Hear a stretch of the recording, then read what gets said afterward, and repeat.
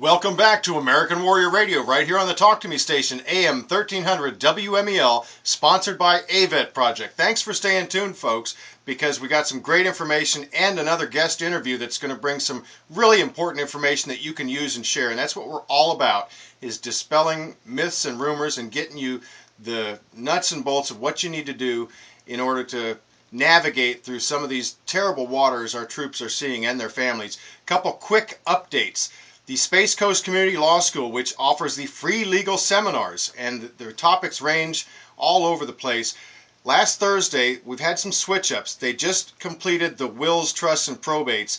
Now, what's coming up on April 4th is the post-conviction relief, followed by the formation of Constitution on April 11th, and then the big one that the large crowds show up for, the gun control and stand your ground law, is going to be on April 18th. You want to pre-register for these courses by going to www.sccls.com, spacecoastcommunitylawschool.com, or you can call Britta or one of her associates, 321-269-6833 for an updated schedule.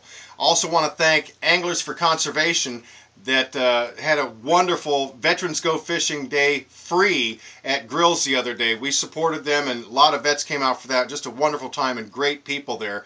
Now, let's get into the heart of what I really want to talk about, and that's the 715th Military Police Company right here in Melbourne, having deployed, just sent them off into the air on Monday, and we had some wonderful sponsors and support, and I want to just get a good thanks out to these folks. Everybody from Northrop Grumman to Symmetrics to American Legion Post 163, American Legion Post 200, American Legion Post 117 Ladies Auxiliary did a fine job, Patrick Air Force Base Commissary, the Melbourne Police, Craig Technologies, ABATE, the Motorcycle Rights Organization, the Jewish War Vets, the Knights of Columbus, Patriot Guard Riders did an amazing job, along with Rolling Thunder, Combat Veterans Motorcycle Association, and of course American Legion Riders, in escorting the troops from the armory to the airport. And Melbourne Police showed up in great numbers. We had a roll-through escort all the way out. It was wonderful. And Candlewood Suites, the Hilton, I got to tell you, just so many people. I'm not going to be able to go through the entire list. But a special thanks to McDonald's and Jesus Rodriguez. We were able to take him out onto the tarmac and feed the guys breakfast sandwiches, compliments of McDonald's, right there on the tarmac in Melbourne. Now, the 715th is, what we've heard, the last National Guard unit to deploy to Afghanistan from Florida. So praise God for that we won't have any more. Hopefully they won't have to spend the entire year over there, but nevertheless, they jumped in the plane and hopped over to Fort Bliss for some up training, and then they'll be over there for up to 12 months, folks. So we want to support them. You can find out a lot of information about what's going on by visiting their Facebook page. Just look for the 715th MP Company, and of course, go to avetproject.org, Alpha Victor Echo Tango. It's an acronym for American Veterans Empowerment Team, avetproject.org, and click on the Facebook page, AVET Project Inc., for updates and just lots and lots of things that are going on. I want to talk a little bit about the 715th, because even as we're helping these guys get on the buses, their families are around, and we're fielding all sorts of questions, everything from the tuition assistance being cut back to enrollment in DEERS for family members that maybe have just gotten married and haven't enrolled yet. Now their spouse is over in theater. I'm going to throw a number out there that you can share. This is why I ask you to grab a pen and paper. DEERS, which is the Defense Enrollment Eligibility Reporting System for active duty members. Here's a phone number if you have any questions about your benefits or getting enrolled so that you have health coverage and other benefits through the DoD. Jot this down, 800-538-9552. That's 800-538-9552. Because there's lots of stress. It's not enough that they're going to a war zone where they're going to be doing a couple different activities, but primarily training the Afghan National Army to be police officers, while at the same time they're watching over their shoulder for any adverse actions from the Taliban. So they've got a hard row to hoe in front of them, and we need to support them as much as we can.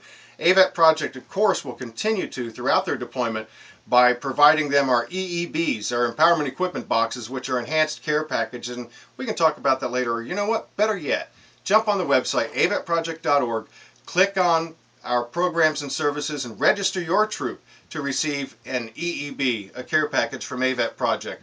I mentioned the fact that so many of these young men and women, and there are plenty of women in the 715th alone, that are deploying to keep our country safe, well, they're undergoing lots and lots of stress. It's the multiple tours. Okay, remember, this unit has deployed 3 times to Afghanistan.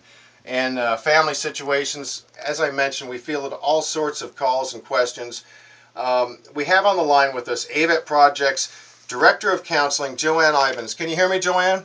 Yes, I can. Well, thank you so much for joining us. I know you're in Texas right now looking after a warrior. Am I right? Yes, I'm here. Well, thanks. Recovering, but it's taking a long time.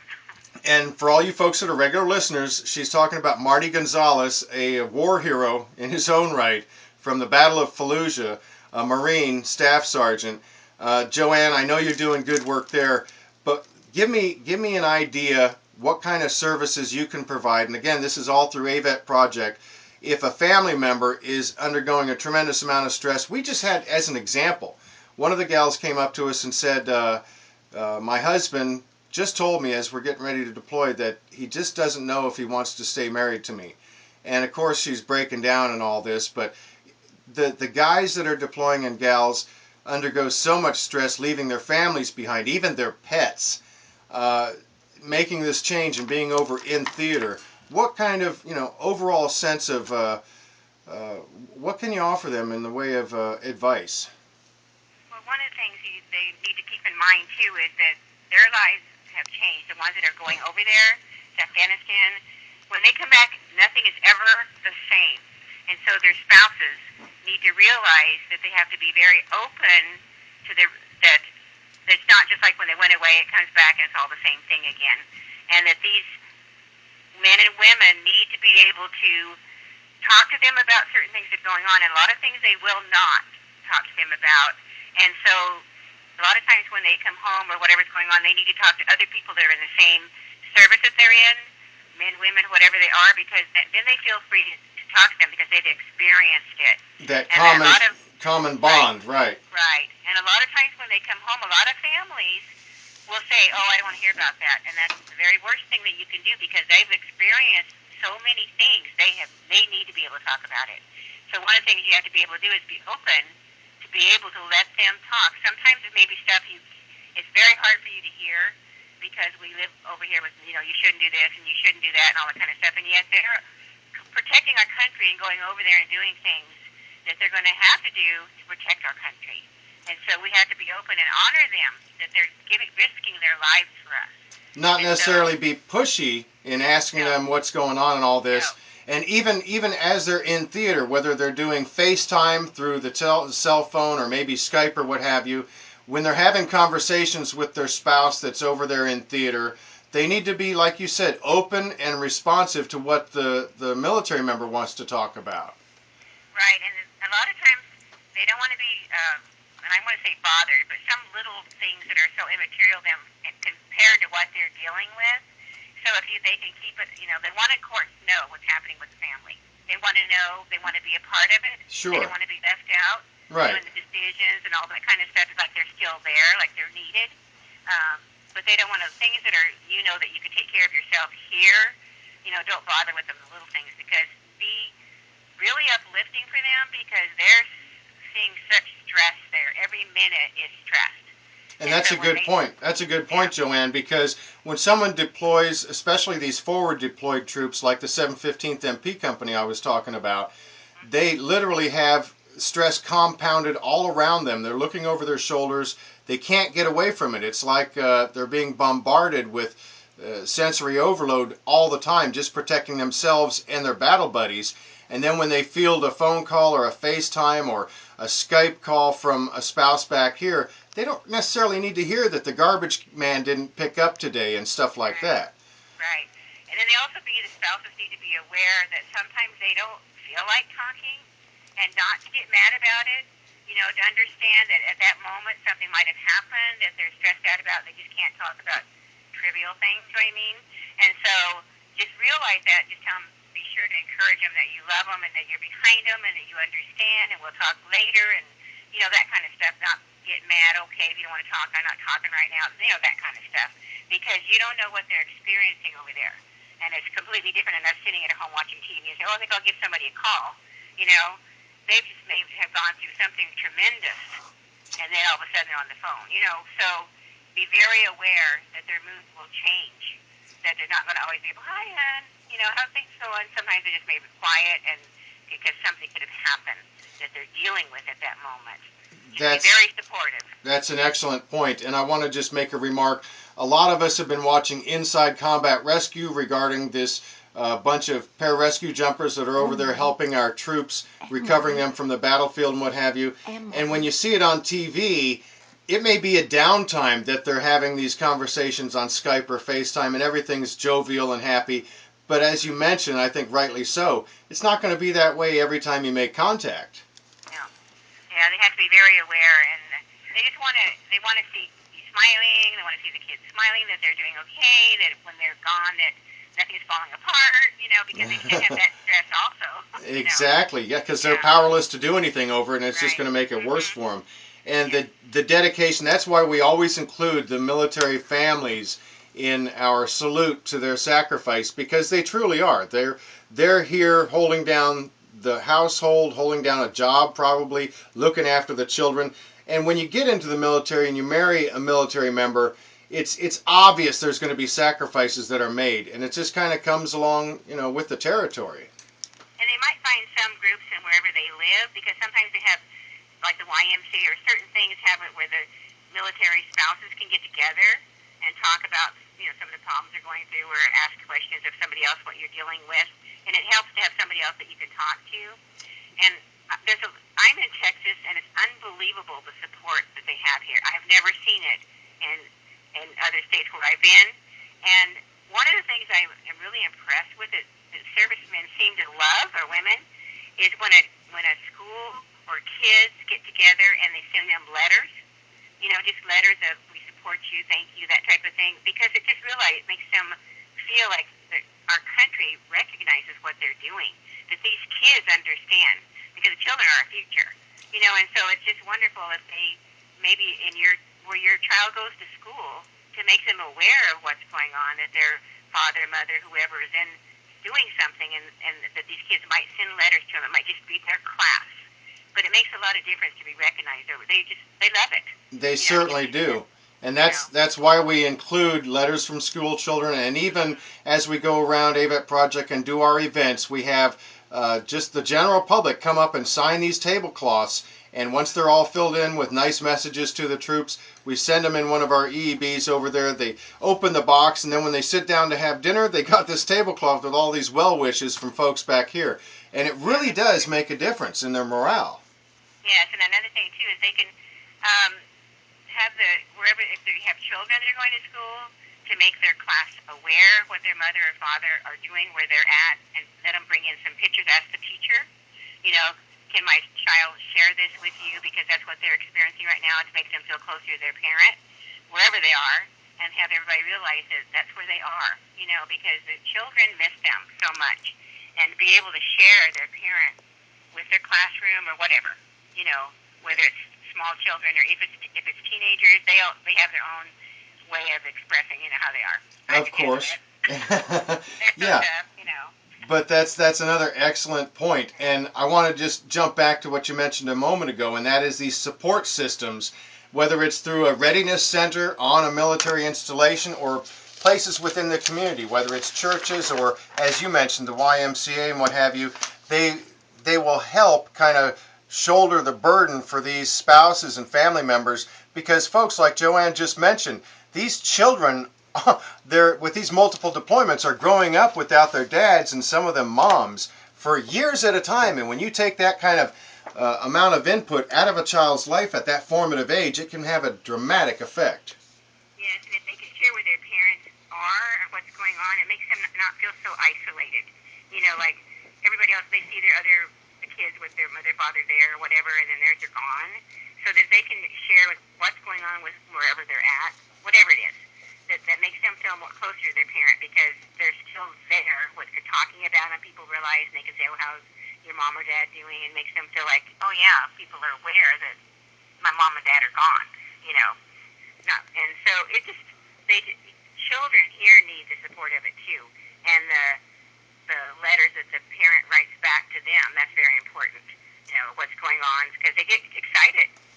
a letter from them. Oh my gosh, they're finally getting to hear from them because, like, so not everyone can Skype, and be able to talk to each other face to face, which would be so wonderful if they could.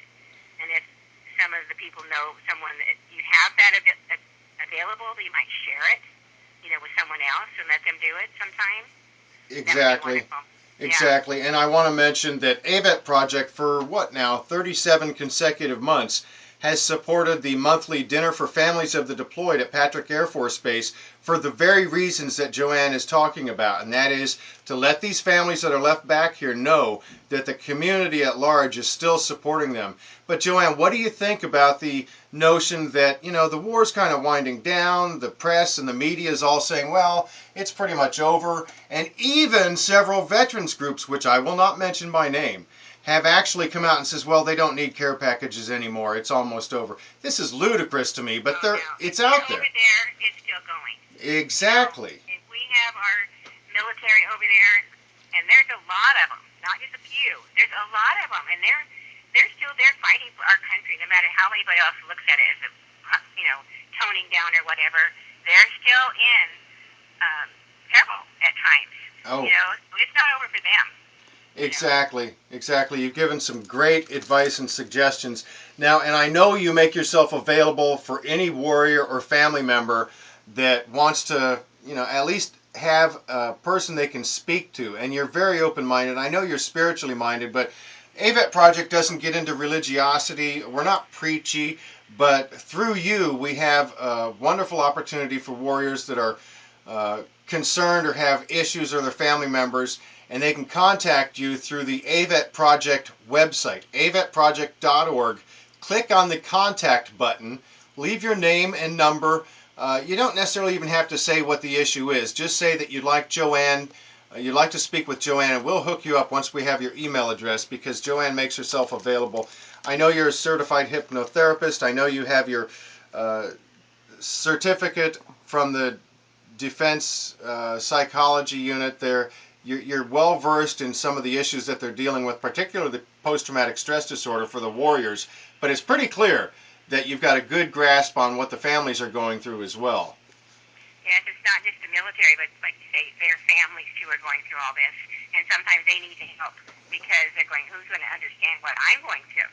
They think it's just the person, my mate that's over there, wherever serving. But no, the families are going through a lot of things too, and if they want to get a hold of us, they'll be more than happy to talk to anybody. For sure. So you go to avetproject.org. On the home page, click Contact, leave your name, your email, and that you'd like to speak with Joanne, and we'll get you hooked up. And Joanne, I want to say also you are an integral part of AVET Project's PR&R, Project Recuperation and Reintegration, the retreats we hold for returning combat vets, both men and women. And we're going to be, it's on the drawing board right now to put a couple more of these together, because tell the listeners just for a second what it means to these warriors when they come to the retreat. It was amazing that a couple of them, when we talked to them, they realized, they said, you know what, I didn't realize that I had not relaxed since I've been home. Because they're always still stressed out until we offer the retreats, and we try to help them with certain things to just actually honor them and to give them different things to help them to relax, different ways of doing that. And when they finally have the chance to do it, they finally let their guards down to relax. And some of them never do. And that's why you see them so stressed out.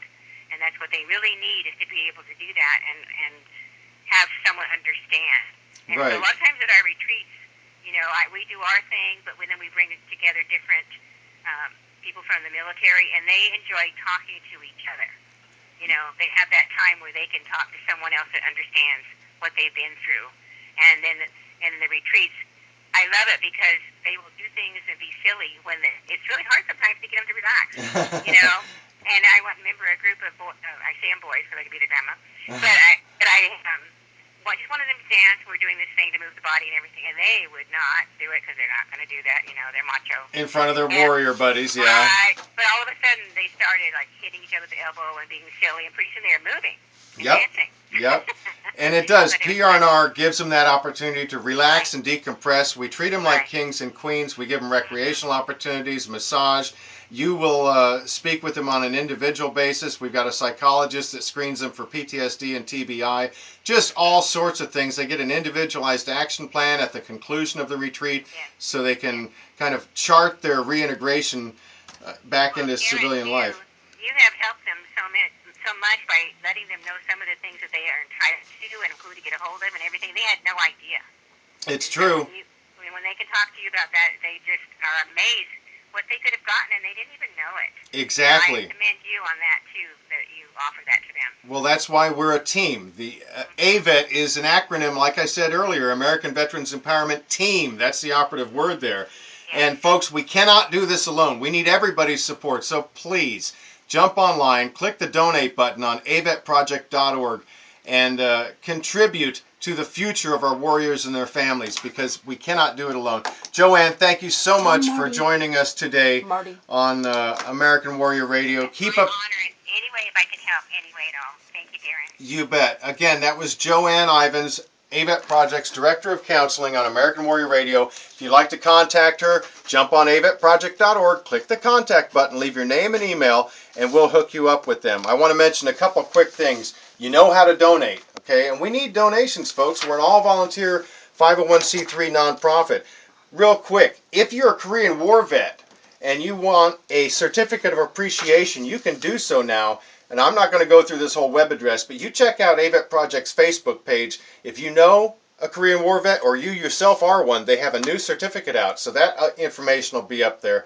It's been a great program today, folks, and I'm glad you joined us. I hope you come down to Cocoa Beach Pier here in just a few minutes, because Boaz and Koa, AVET Project Therapy Dogs, are going to be there surfing the waves. Really appreciate you tuning in. I hope you share some of the information, and I hope you get involved, volunteer, and donate your time and money. We've got a lot of upcoming events with AVET Project, and we'll cover those on our next episode of American Warrior Radio. But until then, as Glenn always says, don't forget, thank a vet.